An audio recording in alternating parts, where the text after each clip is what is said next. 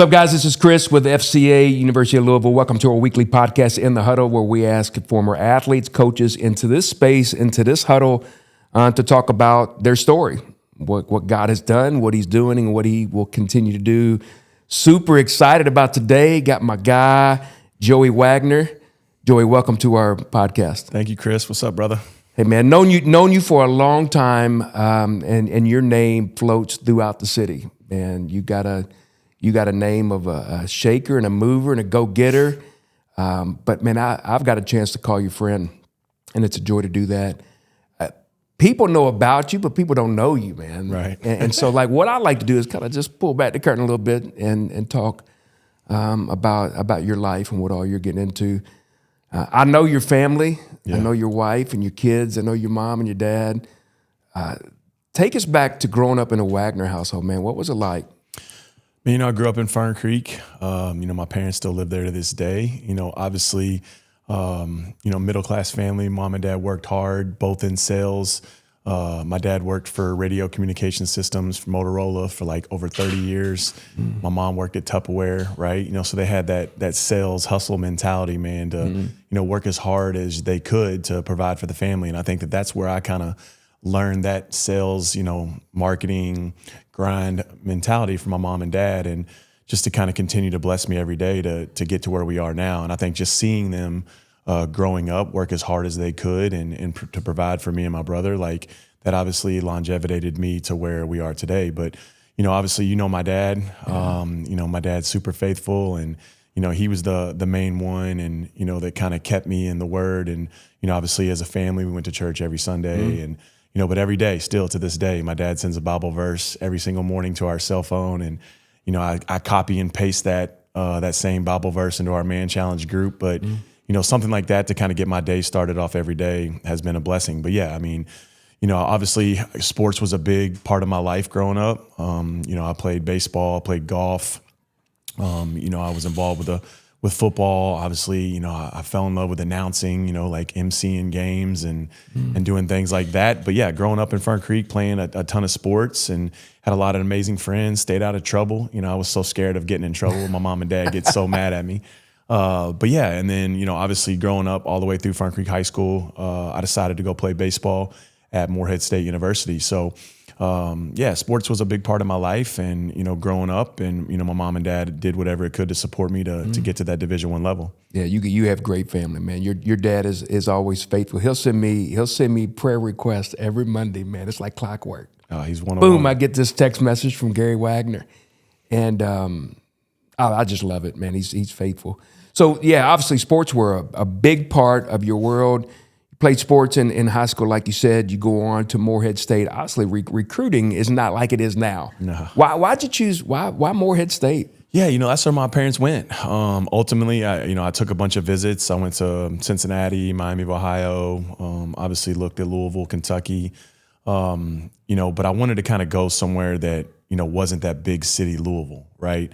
When I visited Morehead, obviously it's in small, good old Morehead, Kentucky, Eastern Kentucky, and I fell in love with the campus, the coach. Obviously the dean of students, Myron Doan, was a really good friend of my parents, and he took me in like a son, which I really, really loved that on my visit. And Brian Hutchinson, who was the athletic director at the time, we've got super close. So I don't know, it just felt like home. And then obviously, when my parents, they went there as well, and both of my uncles, it just made sense. And obviously it was still Division I, and we were in the OVC, and it was just the right decision. Ultimately my parents let me make the decision, but it kind of came down to Cincinnati and Morehead. And, obviously my dad's from Northern Kentucky, so Cincinnati is another big part of my life growing up there with my dad in Northern Kentucky. And yeah, it's different now, totally different now. All these kids want money. You work for the marketing department there, know, and so you get your niche.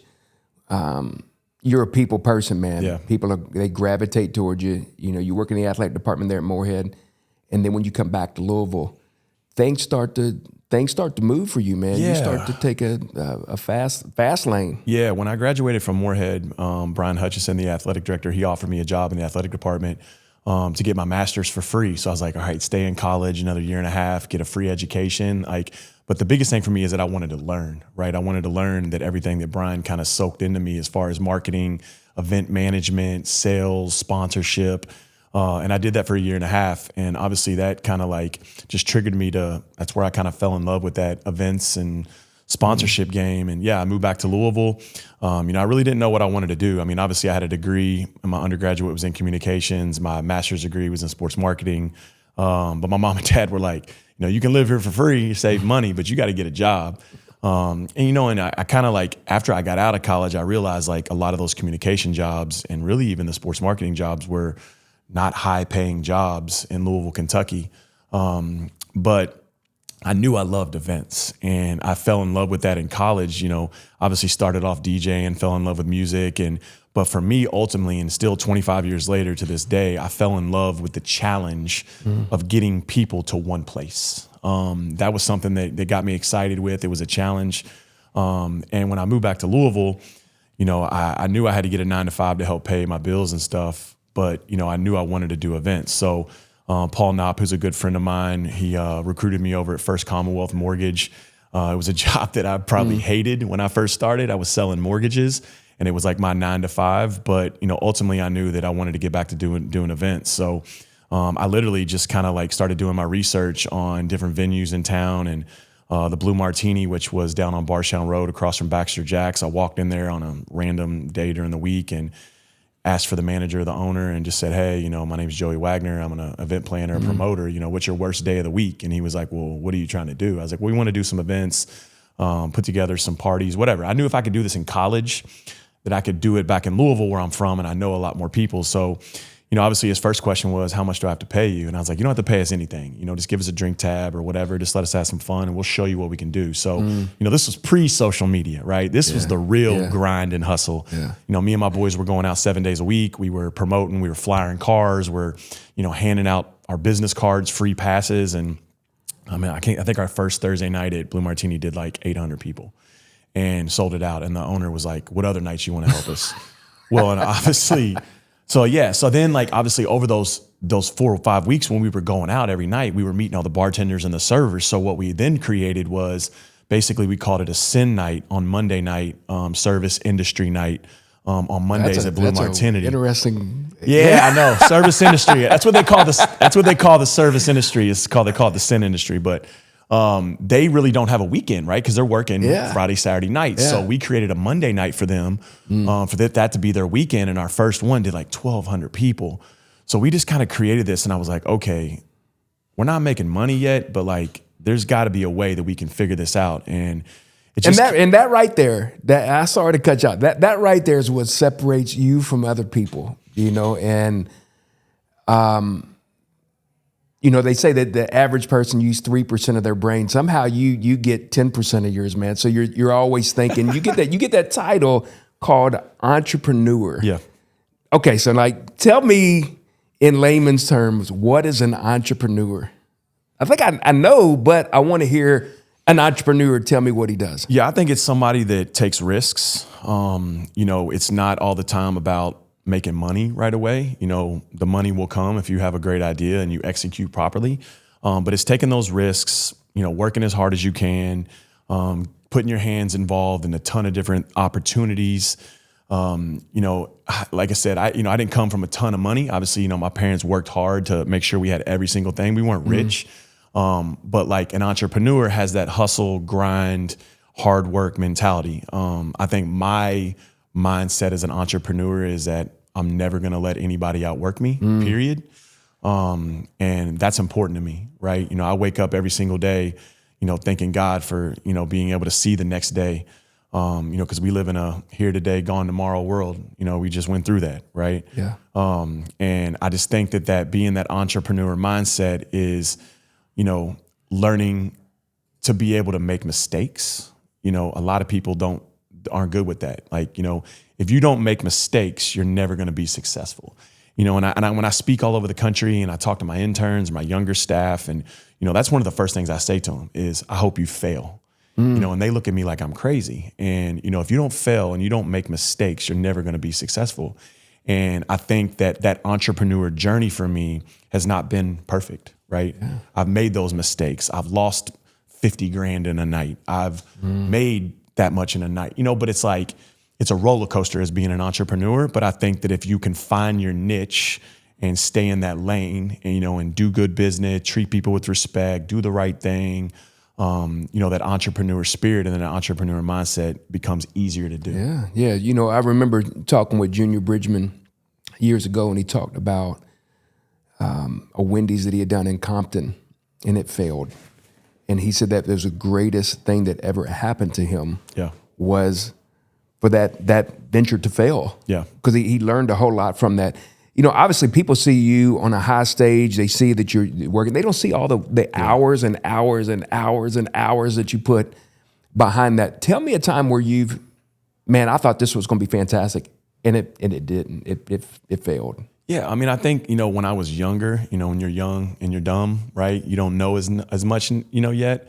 I made a lot of mistakes where, I trusted other people, where I lost a lot of money in one night on an event, but I that taught me never to work with middlemen, right? People that you work with, you don't really know very well, that, they're not in your best interest and stuff like that. And I think that was a big wake up call for me that, when, we were doing multiple events in another state and I had never seen the venue and I was working with people I never worked with and I lost a ton of money in one night, that taught me a very, very good learning lesson early in my career that I think helped me progress myself over those years to become more successful because I wasn't going to make that mistake twice. That was super important to me to learn to trust people, to learn with work people that I like, work with people that have the same interests and beliefs that I do.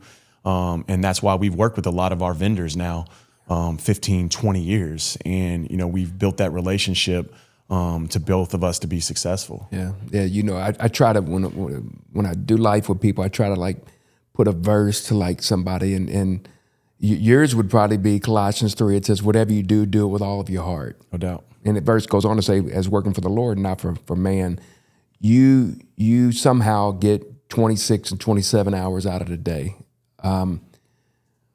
With FCA, Fellowship of Christian Athletes, we use athletics to talk about having a relationship with Christ, that you can use that platform and really use it for something better than yourself. What is your why? Yeah, I think, you brought up FCA. I grew up in it, right? I remember Steve Wigington, the man, the legend here in this town, got me involved when I was in middle school. And it kind of snowballed all the way through college, right, through FCA. And then obviously, our relationship, that we've built for 25 years, obviously, that's given me that why is that every single day that I wake up, I look in the mirror, right? And I ask myself, one, what can I do to make myself better? But I think selfishly, I want to know what I can do to make someone else better, right? You're only as good as your team, and I want to be able to make the people around me better every single day. And that's, super important to me because there's a lot of entrepreneurs or CEOs or bosses or owners that they don't look at that mentality, right? But obviously now, I have my 2 kids, my wife, obviously that's my why every day I wake up, my family, my friends, that's important to me. But at the end of the day, you have to, keep everything in perspective, because if you don't, that why is not even relevant as much anymore. Yeah. But yeah, I think that, for me, really understanding, what's important in life, and the older I get, I've really had to value those things. Obviously when you're young and you're being an entrepreneur and you're trying to grow your business and, you're gone a lot and, you're missing things and stuff like that. The older I've gotten is that, I've realized that you can't take back time, right? Time is everything. So you have to spend time with the people that you love and your friends and your family and, and really delegate that time. Now, the older I've gotten and the bigger our company have gotten, where we've got more employees, I've been able to take more time and do other things that I would like to do because, when you're growing a business, it's hard, right? Yeah. Behind every great coach, there is a spouse that is really selfless, and the same is with you and in your business, as you're grinding, there's a selfless lady behind you. Tell us a little bit about Nikki. Tell us, how y'all met, and just give her some flowers, man. Yeah, man. Nikki's a boss. She keeps me in line. She keeps me motivated. She's obviously my biggest fan on every single thing that we do. And, It's crazy. I ended up meeting her in a parking lot, right? I saw her in a parking lot and I was like, who is that girl? I need to meet her, right? And it ended up meeting her. We went into the venue she was walking into, and, obviously she was a cheerleader at University of Louisville. I grew up a Kentucky fan with my pops, but then obviously, being back in Louisville and all my friends were playing sports at U of L, and then obviously my wife cheered at Louisville. I kind of transformed over to the Louisville fan. But yeah, she's an amazing mom, an amazing business person herself. I mean, obviously her mom, Maureen, and her have their dog breeding business, Doodaloo, which has been awesome to see her build her own business. I mean, she's so passionate about it, and she loves these dogs so much. And, it's just like, it's been cool to see her like build her own like business and continue to grow. But yeah, man, she's behind the scenes, she's like the biggest cheerleader for me, which, obviously motivates me every single day, because I know that she's cheering for me when I'm not there, I'm out of town or I'm producing an event, et cetera, et cetera. Yeah. You a lot like, just the opportunities that God has given me. You're around a lot of people with notoriety, that they're maybe the who's who, so to speak. Has there ever been a time where you've walked in and you've been like starstruck, like, oh, wow, this is such and such, has that been who like stopped you in your place and like, wow, I can't believe I'm actually seeing this person right now? Man, it's happened so many times, but, probably two of them really quick. Obviously meeting Michael Jordan for the first time at the Kentucky Derby. That was awesome. I mean, he was, me growing up as a kid, I got Michael Jordan posters on my wall. Another one obviously is Muhammad Ali. I mean, he was my client for 7 years. We did a lot of the PR with him. And then obviously when Muhammad passed, Jay Wagner Group helped produce the memorial and the funeral. And, that was another one. You grow up with, a big boxing fan and you got Muhammad Ali posters on your wall. And I'll never forget, we were helping out with an event at the Marriott downtown, the Muhammad Ali Humanitarian Awards they do for the Ali Center. And, I was kind of like, when Muhammad came in town, they kind of had me like help out with wherever he was at. And I'll never forget sitting in a suite up at the Marriott. It was just me and Muhammad. And, he was, at a point at the stage with the Parkinson's that he couldn't say much and he couldn't really do much. He needed a lot of help with like eating and walking and all of that. But it was just me and him in a suite, man. And I'll never forget, I texted my mom and I was like, this is a surreal moment. And then obviously, when we did Muhammad's funeral memorial, I mean, I got to meet President Clinton. That was super cool to meet a president, right? Yeah. David Beckham, we had 70, 80 A-list celebrities there. I've gone over the years that where I don't really get starstruck as much just because it's part of my job, But, I've been blessed to be able to work with a lot of celebrities and athletes that became amazing friends. Yeah. The Kentucky Derby obviously has been a major part of that. I'm super blessed to be able to be a big part of the Kentucky Derby. And obviously with us, Louisville being so lucky to have an event like that attracts so many, high notorious people, VIP celebrities and athletes. But yeah, man, it's been a fun road. And yeah. What's the hard part about working with people? Cause I do that as well. Sometimes that you can become a people pleaser. Yeah. What's the hard and the negative thing about your job? Yeah, so, I work in the customer service game, right? Even when the customer is not right, the customer's right. Yeah. And that's hard. And I think that that's been, a leisure to our success. The average lifetime of an event planner, promoter, whatever you want to call it, is 4 years, right? I'm on year 26. I think that we've got the blueprint down to becoming successful, and that customer service is so important. But it's also, to answer your question, it's the hardest part, right? We'll do an amazing event and, someone's not happy and, you got to make sure that they leave there a little happier, whether it's, fixing the problem or, there's never going to be a perfect event. There's never going to be, 100% people are going to be satisfied and happy, but you got to go above and beyond to fix it, right? Two funny stories. One I'll never forget. It was New Year's Eve one year, and we did 1,200 people at Melwood. And normally in Kentucky, as you know, it could be 50 degrees December 31st. It could be 5 degrees. Well, that New Year's Eve, it was like 5 degrees outside. And normally, guys, they don't check coats, right? I never check a coat. Girls always do. But that New Year's Eve, it was 5 degrees, and everybody checked coats. And I made the mistake. I put an intern in charge of coat check, and it was just, we call it the great coat check debacle, like internally to our office. But we screwed that up, man. And I made a mistake, and obviously we lost 40, 50 coats, just giving out the wrong coats. And, selfishly, I could have not fixed the problem. But, what I did was every single person that reached out to me that we lost a coat, I literally gave them $100, basically credit towards that, because I knew that was the right thing to do. I made that mistake, and I wanted to fix it because I know me doing the right thing would make a difference in that person to be like, hey, Joey screwed up. He fixed it. And that shows me a lot about the type of person he is. And, we'll come back to the next event. And things like that. I mean, just little things that where, we work an event, somebody drops their drink because they got bumped into. I see that. First thing I think about is that I go right to the bar and I get them another drink, right? I don't have to do that, but it's just that customer service. And I think that is the hardest part of my job, is just continuing to keep the customer happy. And, that's going to be a never ending battle. But, obviously if you do good events and you do good products and you put good things out, the bad customer or the not so happy customer doesn't come around as much. I don't make it to year 26 with not keeping my customers happy, Yeah. 27 years I've been with FCA, and what I've realized is trust is a currency with athletes and coaches. That when they trust you, they really open up their lives to you. And that can be with people. It doesn't have to be athletes, and it doesn't have to be celebrities. It's really just people that we get to do life with, man. Last week we buried one of our friends. I love Jason Brown. Jason Brown was a dear friend of mine, and to be able to do his funeral and to talk about his life was an honor for me.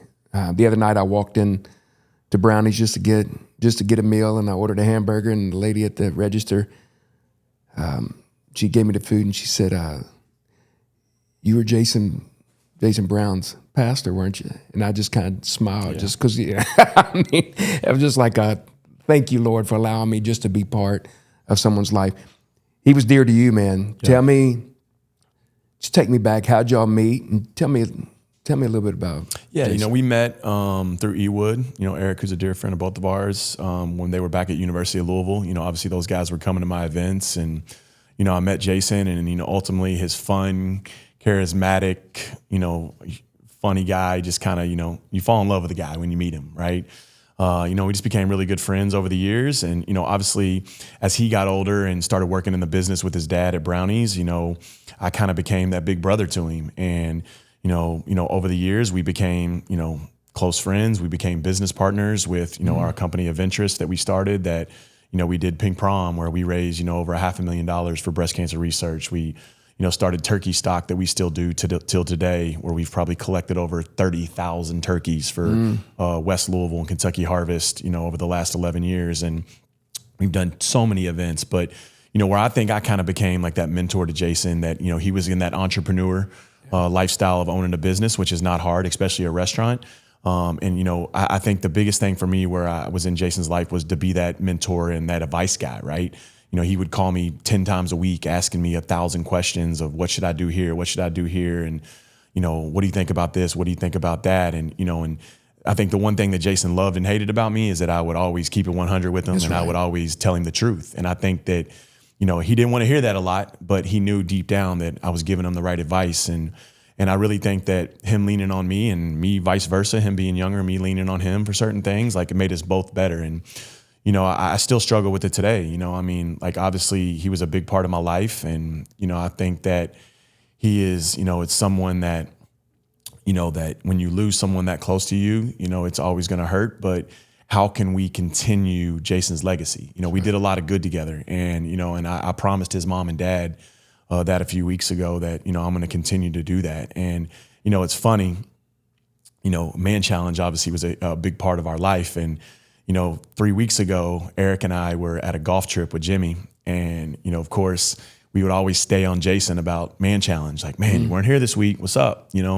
And of course we missed on that Thursday morning because we're on this golf trip, and Jason sends us a text at 5:30 in the morning like, hey, I'm sure he did. Must be nice. You guys are golfing and I'm at Man Challenge, right? Yeah. And then, that next Thursday, was the morning that he passed. And, first person I'm looking for when I come to Man Challenge that morning to kind of bust him up like he had just busted me up was Jason. And, our table is right next to his table because it's, we can get into Man Challenge next, but we started with one table and I think now we're like 13 tables. Yeah. But his table's next to mine with E Wood, and, I looked for him and I didn't see him, right? And then obviously, I didn't think anything else about it. And, and obviously we started Bourbon and Beyond that day. And, I got a text message later that afternoon about it. And, I just kind of went numb. And, for me, selfishly, which I don't have a ton of selfishness in my body, but it was like, I wanted to leave Bourbon and Beyond right away and go straight to Carla and Keith. But I knew if I did, Jason would be so mad at me for leaving my job to go do that. But,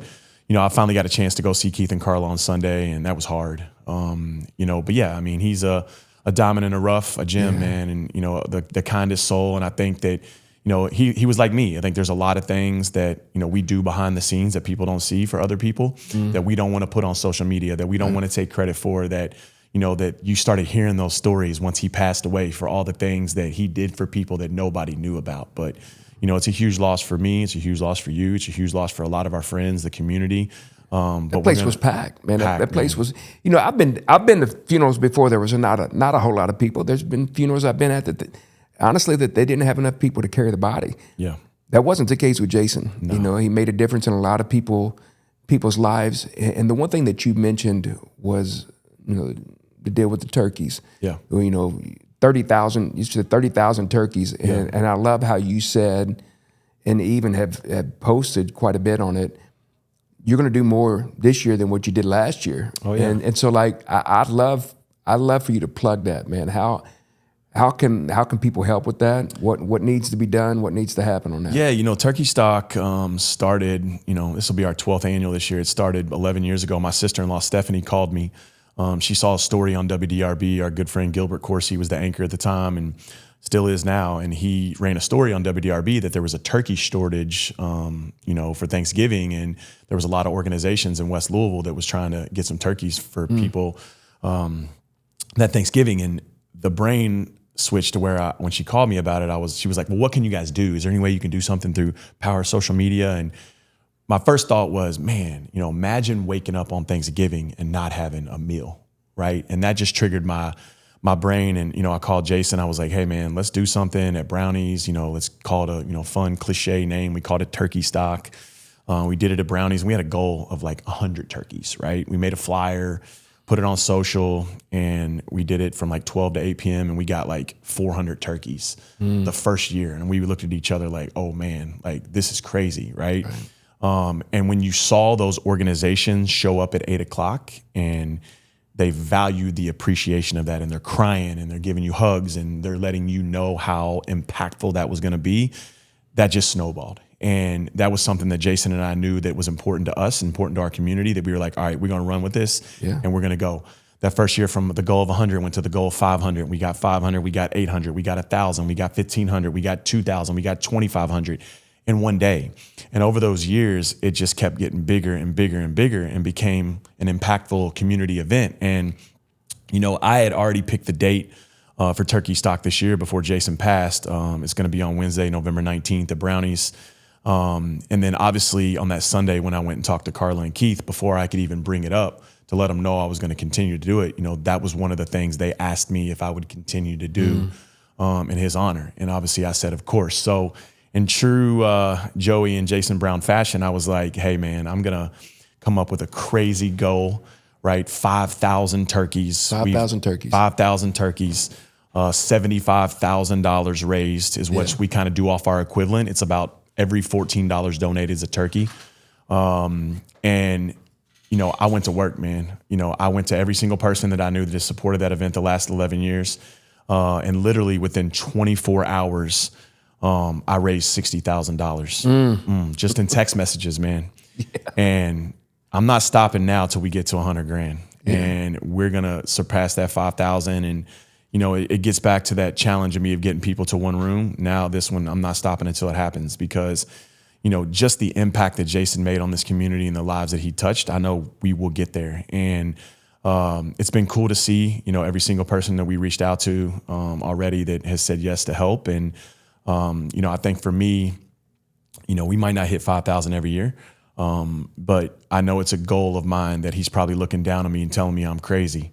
But, we're not going to stop till we get there. And Well, again, that's what separates you, man, where some people would just send out an email or put out a flyer, your text messaging, and you're in your mind like, oh, man, you're going through all your contacts, and you're like, one more text message, one more text message, one more text message.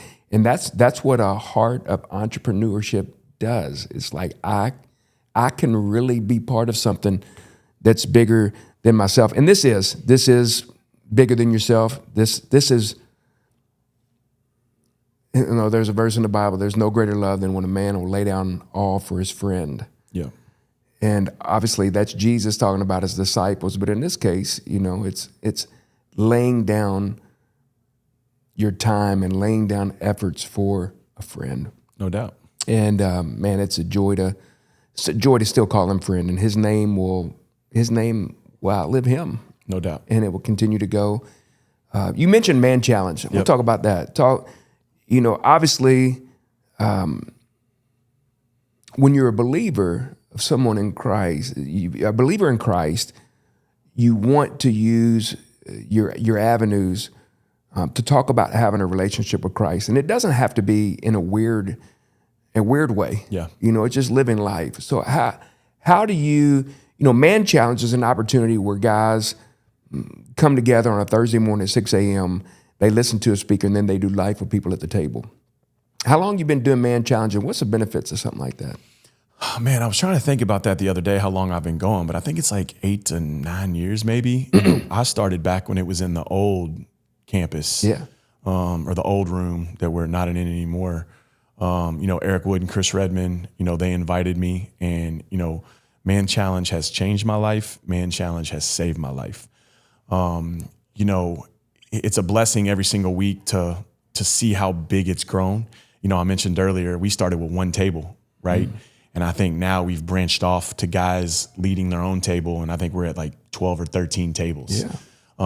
And every single Thursday morning, I walk in there and I see God working to see how big it has grown. I mean, we're at probably 300 or 400 dudes in there over 400. Over 400. Yeah, every Thursday.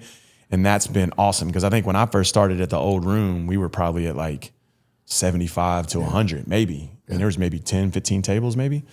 But it's just a good weekly reminder to, do the right thing, be a good person, keep God first, and be with those brothers, man, because, it's funny to me, people at our table call it like free therapy, right? You get to talk about things that you're struggling with and, other people have struggled with, you're going through that, that's been a light. And for us to be able to see how many people we've been able to touch through Man Challenge has been a blessing. And I think for me, the power of social media has helped us grow from that one table to 13 tables because, every morning it's my routine on that Thursday morning. I post that picture and, I put on that caption, get better today. Right. Yeah. And Man Challenge makes me better. And I can't tell you how many DMs I've gotten back of what's Man Challenge? What is this? I got one this morning. Yeah. 8:30 this morning, I got a DM. Someone responded back to me like, what's Man Challenge? How can I come?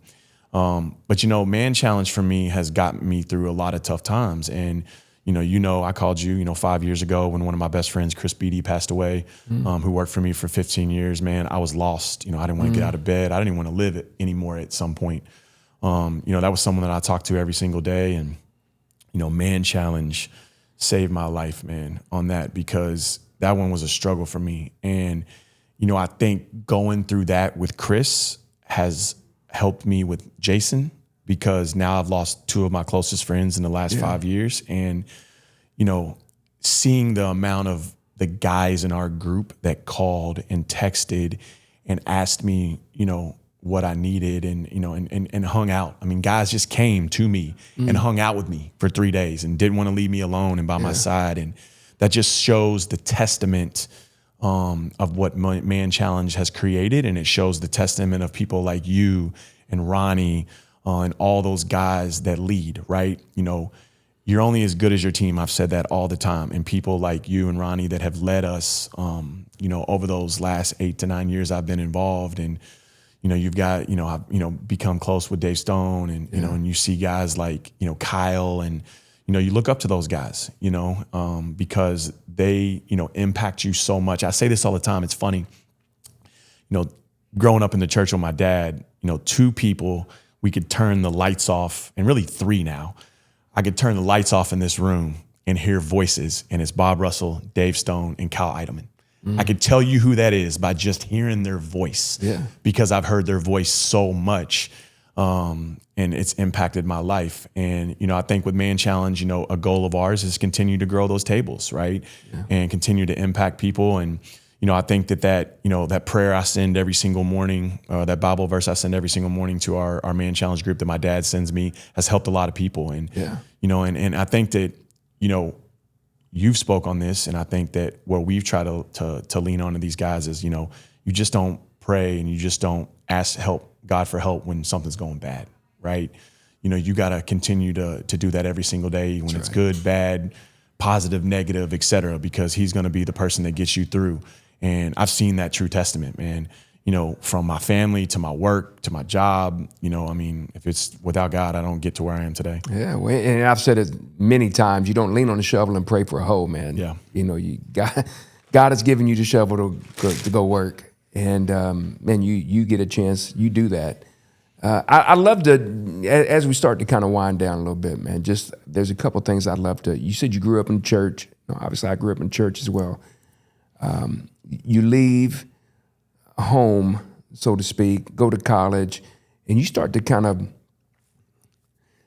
you figure this thing out for your own, that it's not a George and Teresa Morgan thing, my parents, right. and it's not a Gary Wagner thing, that I want to make this my own, and I guess I'd love to ask, what did it look like, and when did you really understand, all right, I understand my need for Jesus?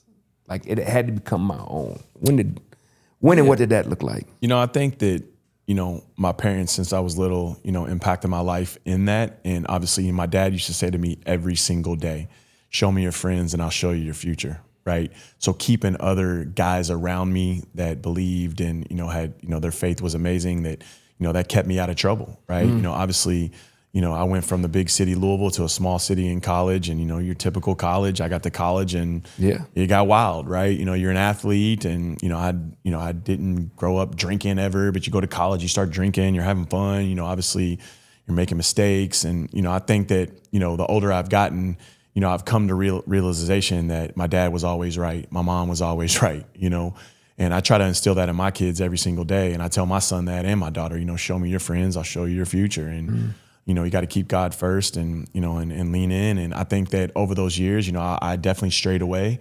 through, my after college years and, working in that crazy lifestyle of nightclubs, bars, restaurants, et cetera, late night. And, but I think it always came back down to, I needed to do the right things and get back to that. And, that's where, Man Challenge, getting back to that, the older I gotten, that continued to become a big part of my life. And, I think that for me is what kept me more focused. Right. And I say this all the time at our tables. If you're just coming to Man Challenge on Thursday and you think that's good enough, you're wrong. Right. It's got to be every day. That's right. You got to lead by example. You got to do the right things. And, I'll tell you, it's funny. Talking about God and being a Christian can get awkward real quick, right? And, since Man Challenge, I've caught myself a lot in front of my staff in meetings, bringing it up, saying prayers, things go wrong, I'm teaching, I'm mentoring, and it's crazy to me that, I will still always continue to sprinkle those things in. Yeah. And it's not so much I've caught myself, the other day I'm at F45, and this lady comes up to me, asks me what FCA is about, because I have on my FCA shirt. And she's generally asking, what is FCA? And I'm telling her what it's like. She's like, do you ever take prayer requests? I'm like, always. And she said, would you mind would you mind praying for me? I've got this going on, man. And I've always told myself, hey, like if somebody comes up to you and says, hey, they want you to pray for them, Yeah. you do it right then. No and doubt. so, man, I'm in F45, and you feel like, oh, I don't really want to do this right now. But she asked, and it's like, yeah, I'm gonna pray right now, and I start praying, and it's not so much that I have it all together. I pray because I realize I don't have it all together. Yeah, no doubt. And how much I really need God to intervene in my world. And so, yeah, it's a game changer for me. Yeah. That I don't have to be the weird guy. I'm not the awkward guy. Yeah. Like, man, but I want to invite him into places that I'm at because I genuinely need him. Yeah. Throughout my life. So, even I'm gonna ask you a question here with this, and I've caught myself just in different parts of my life answering it differently. But who at this stage in your life would you say that Jesus is to you? Man, I mean, I think for me, he's someone that, that I have to keep, number one, that I know that when I need help, when I don't need help, I'm going to run to, right?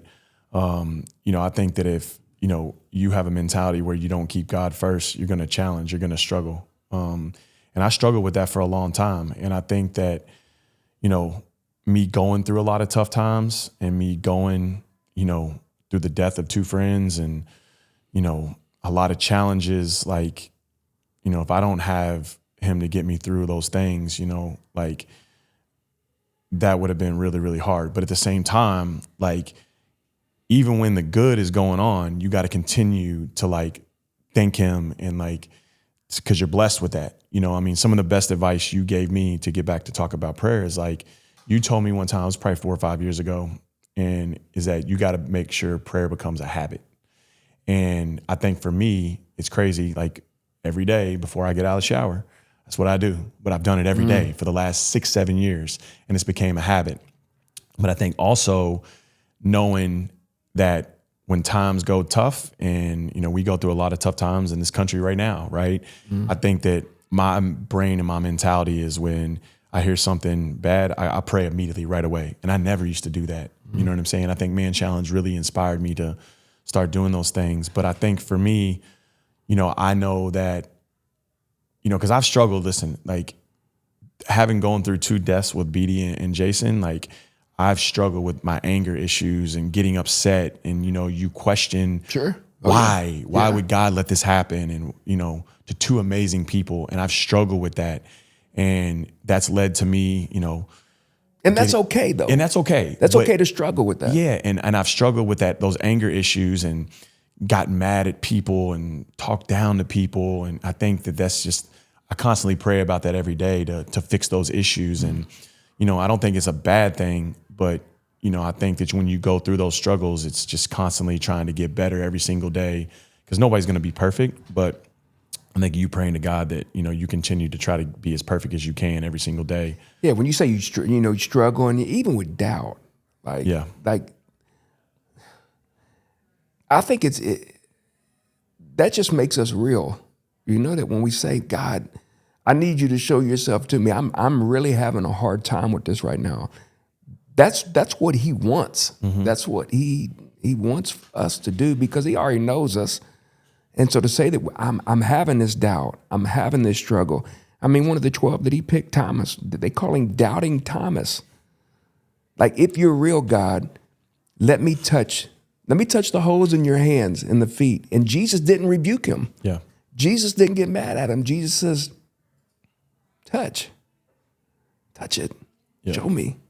And so, like, man, yeah, the struggles and the doubt, when we're having those, the problem is when we don't take them to him, that we keep that bottled inside to ourselves. Well, man, when you hit a golf ball in the sweet spot, it feels fantastic. When you hit that baseball right in the sweet spot, that keeps you coming back. If you are in the game and you're hitting a lot of 3-pointers, man, it keeps you wanting to come back. You're in your niche, man. You're doing what you're created to do. And man, it's a joy to call you friend. It's a joy to watch God use you, whether that's Turkey Stock, whether that's Wagner Group, whether that's the events that you put on throughout the city. I saw here recently where you got the key to the city from the mayor. You got some big things going on, man. What's something going on that you just like to tell the people out? I think that everything right now happening in my life is a blessing. I think that, God put me on this earth to give back. And, that is something that's important to me that I will never stop doing. And, COVID was a tough time for me. I lost a big event business, right? I lost a big derby business. BD passed away. But I never stopped the mentality of putting my foot on the gas and grinding and never letting anybody outworking me. And these last 5 years since COVID has paid off. And, I'm blessed to be able to do what I do every single day. I went from, pre-COVID, I had 2 employees. We're at 9 employees now. I love being able to work as hard as I can, use my network, my connections to get more business for us that I can help my staff. There's nothing more exciting for me as a boss hearing one of my staff members bought a house, bought a new car. That is what brings me joy as a leader. Obviously, I think coming up, we're going to continue to do amazing things. And, I'm super excited. Like you mentioned, we have the city contract now with the mayor, and, I'm being able to put together events that, community events that make an impact on this community. We just finished World Fest over Labor Day weekend. We set a record, over 175,000 people in 4 days. That's an event that's so special to me now because it brings so many different walks of life and cultures together for one weekend. Obviously, we've been doing this marathon race concept with the mayor where there's 5K races. We just finished the Bourbon and Beyond 5K a couple weeks ago, sold it out, 900 runners. We have the Through the Ville race coming up November 1st with the mayor. I leave today for the Ryder Cup. We're doing Verizon's activation tomorrow night, the Sports Illustrated party. My son, Jaden, who's been DJing, he's opening it up for Millennium, one of the biggest DJs in the world. We have Light Up Louisville coming up in December. Beam's our biggest client now, so we do a lot of things for Jim Beam, Maker's Mark, Knob Creek, Basil Hayden, a lot of their brands, doing a lot of the events at the Beam Distillery, coming up with activations and concept for them, which is super exciting. Continuing to grow, man, and it's been a blessing and the hard work to pay off that we have clients like that trust us to help elevate their brand. I'm in the brand elevation business, right? I want to take somebody's brand from here to here. And, being able to have that hard work for the last 26 years finally pay off and, have these brands trust us to make an impact on their brand is something special to me. And I won't ever, forget. And I'm forever grateful and blessed to be able to do that. So yeah, man. And, obviously I always want to know what's next, Man, I love if I get calls probably at least every other day that, been doing FCA for so long. People will say, hey, I'm just now starting FCA. Give me some advice. What's some things that I should do and what's some things I should look out for? I take that as a huge, heavy responsibility that, someone would call me and ask me for advice to speak into this. Obviously, you've been doing it for 26 years. Is it 26 years? Yeah. 26 years. So, and if you look at your stuff, you say entrepreneur. Obviously, let's just say that there's somebody they have that same spirit of entrepreneurship, and they call you and like, give me some advice. 2 minutes. What would you give them? So that's one of my favorite things to do right now, right? Is give back. I want to talk to the younger Joey Wagners, and I've done that through teaching at U of L to helping Karen start the Bird's Nest, give back to the students. I get probably 10, 15 emails a week from people of like, hey, my son, could you take 5 minutes, 10 minutes, 20, whatever. And that's something that I'll never say no to, right? Obviously I'm busier now. I can't do it as much, but like I make it a point in my life to give back to the younger generation because they're the future, right? But I say this all the time when I speak and to our interns and my staff is that, if I could go back and tell my 22-year-old self, what to learn over these next 26 years is, one, you got to learn to be a good listener, right? You got to learn to listen. Two, you got to be a good communicator. Communication is a key to success. That's something that's important to me that I stress every single day. If you don't communicate, it's going to be hard to be successful. You got to be able to do that. And then at the same time, this younger generation, you know, they know it. I say it to them. They're a little lazy, right? They want everything given into them. And, I'm going to graduate college and I should be making 6 figures and having 4 weeks vacation. Man, don't get that twisted, right? You need to do as much as you can, you know, volunteer, do internships, grind, like get as much experience as you can. And I see that in hiring a lot of my employees. Like out of my full-time employees now, I think 5 or 6 of them are former interns because I see the grind, I see the hustle, I see they want to be there, I see how hard they work. I see, you know, how they want to be a part of a team, right? There's no I in team, right? Those are the things that I'm looking for. And I think that, you know, this younger generation, they got to have that mentality of don't let anybody outwork you. And if you have that mentality, you know, you're going to have a higher probability of being successful. But, you know, once again, it gets back to, you know, doing good business and doing the right thing. And what you just said, it translate over to whether that's business, whether that's ministry, whether that's running a football team, or whether that's running a lemonade stand. Yeah. If you have that same mentality, you're going to do great things. No doubt. And listen, and you're going to do things that you probably don't want to do because you got to work a job that you got to pay your bills, and that's okay, right?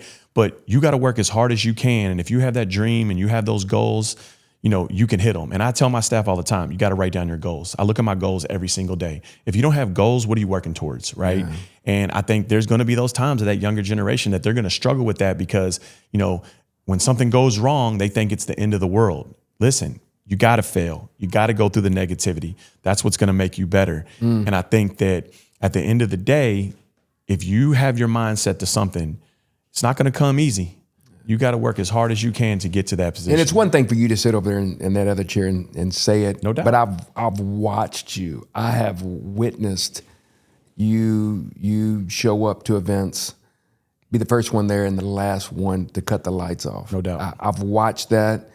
You're around a lot of high caliber celebrity people, but dude, you're with the common folk too. No doubt. You'll speak to as you said, President Clinton or Michael Jordan, but also, man, I've watched you. Oh, I'm gonna take out the trash. Still, and that's good. And keep doing that. Keep doing that, man. It's a joy to call you friend. I love you. Thanks for taking the time to be on our podcast. And I always know that if you need anything from me, you got it. No, I appreciate you, brother. Thanks for your time, love man. You, buddy.